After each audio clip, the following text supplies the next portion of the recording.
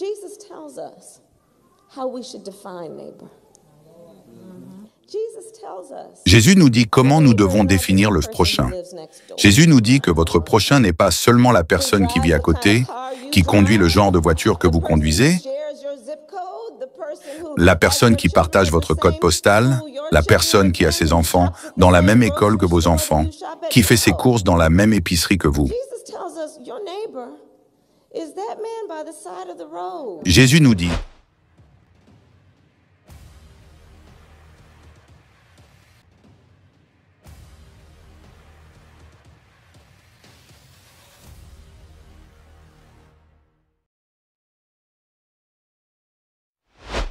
le 20 janvier 2021, Kamala Harris est entrée dans l'histoire en tant que première femme afro-américaine et américano-présidente des États-Unis.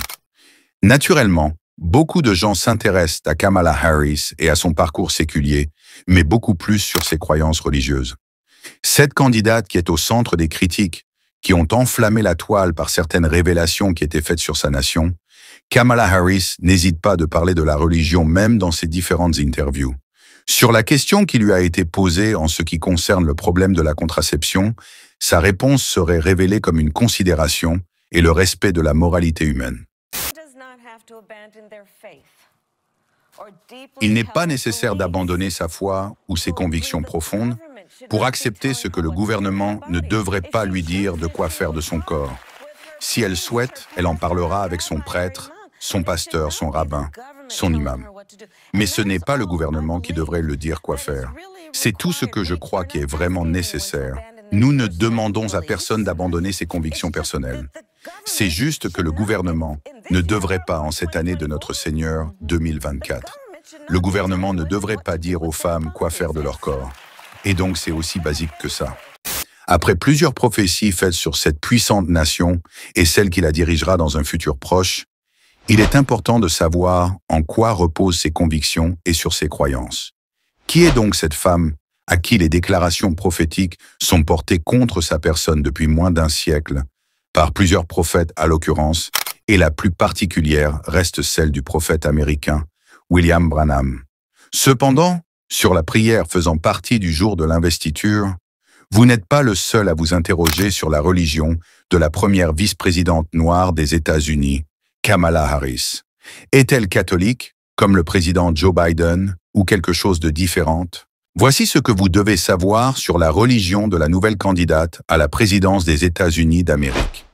Vous êtes la bienvenue à la chaîne. Sur cette vidéo, nous allons explorer ensemble les différentes révélations sur la religion et de sa famille.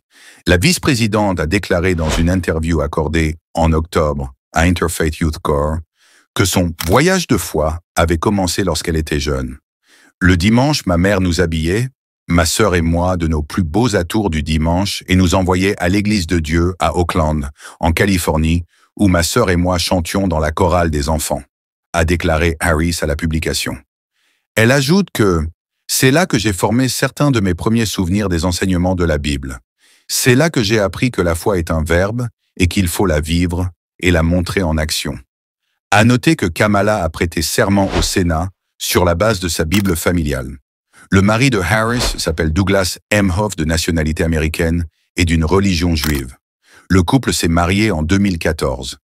Selon America Magazine, le couple a brisé un verre dans le cadre de la coutume juive traditionnelle lors de leur mariage. Harris a déclaré à Interfaith Youth Corps qu'elle partageait les traditions et les célébrations juives avec Emhoff à la maison.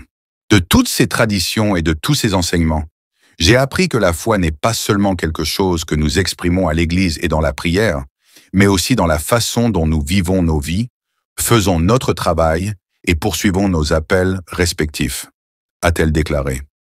Elle qui a grandi dans une famille interconfessionnelle d'une mère hindoue, dont l'origine serait indienne, et d'un père chrétien.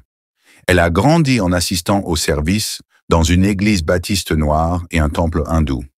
Comme toute personne ayant ses propres convictions et motivations en ce qui concerne le choix de sa religion, Kamala Harris a choisi le baptisme.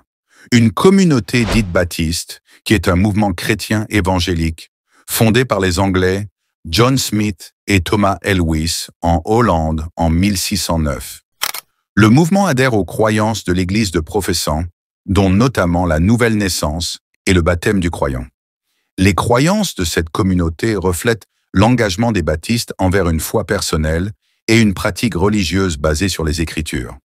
Les églises baptistes reposent sur plusieurs principes, entre autres. La seigneurie de Jésus-Christ est reconnue comme le Seigneur et Sauveur, et son autorité est suprême dans la vie des croyants et de l'Église. Ici, chaque individu a la liberté de s'approcher de Dieu directement, sans intermédiaire, par Jésus-Christ. Dans un site américain, Women's Health, le pasteur de l'Église, le révérend Amos Brown, avait témoigné à l'Associated Press que Harris est une personne spirituelle et un érudit par excellence. Une déclaration qui suscite des controverses au sujet de la prophétie donnée par le prophète William Branham sur la femme cruelle qui dirigera la première puissance au monde. En août 2019, Harris a utilisé des parallèles entre ce qu'elle espérait accomplir en politique et sa foi, en mentionnant le nom de Jésus lors d'un discours. Jesus tells us how we should define neighbor. Jésus nous dit comment nous devons définir le prochain. Jésus nous dit que votre prochain n'est pas seulement la personne qui vit à côté, qui conduit le genre de voiture que vous conduisez,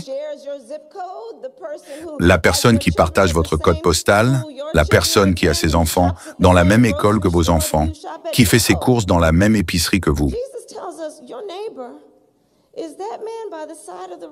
Jésus nous dit, ton prochain, c'est l'homme sur le bord de la route que tu croises, qui a affronté les difficultés, qui peut être l'une de ces personnes, qui a une dépendance aux opioïdes ou à la drogue, ou qui est l'une de ces personnes qui ont fui l'une des capitales mondiales du meurtre et qui ont cherché refuge ici dans notre pays, peut être l'une de ces personnes. Ceux qui vivent dans l'un des 99 comités des États-Unis et qui, s'ils sont des travailleurs au salaire minimum, n'ont pas les moyens de s'offrir un appartement d'une chambre, font peut-être partie de ces enseignants qui occupent actuellement 2, 3, parfois 4 emplois dans notre pays. Mais ils ont choisi de travailler dans une profession à laquelle ils se consacrent, qui consiste à enseigner le travail le plus noble qu'un être humain puisse faire. Comme nous savons tous que Dieu révèle toujours ses révélations à ses serviteurs authentiques, que dites-vous de la vision prophétique annoncée par le prophète William Branham en 1933 concernant la femme qui sera au sommet des États-Unis d'Amérique? Merci pour votre attention. Si cette vidéo vous a été utile, alors n'hésitez pas de le partager avec vos contacts pour une plus grande visibilité. Et n'oubliez pas surtout de nous dire dans le commentaire vos différentes impressions sur cette actualité. On vous dit à la prochaine publication et restez connectés sur notre chaîne God Bless 243 Simplement Chrétienne.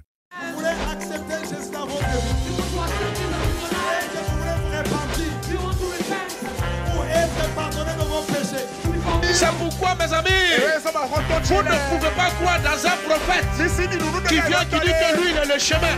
J'étais païen, j'étais beau. Je deviens chrétien, je deviens vilain. Comment? Le silence, ce n'est pas un vide, c'est un puissant langage de celui qui sait ce qu'il fait. C'est le langage du mature. La personne qui est mature répond de foi par le silence, se tait seulement.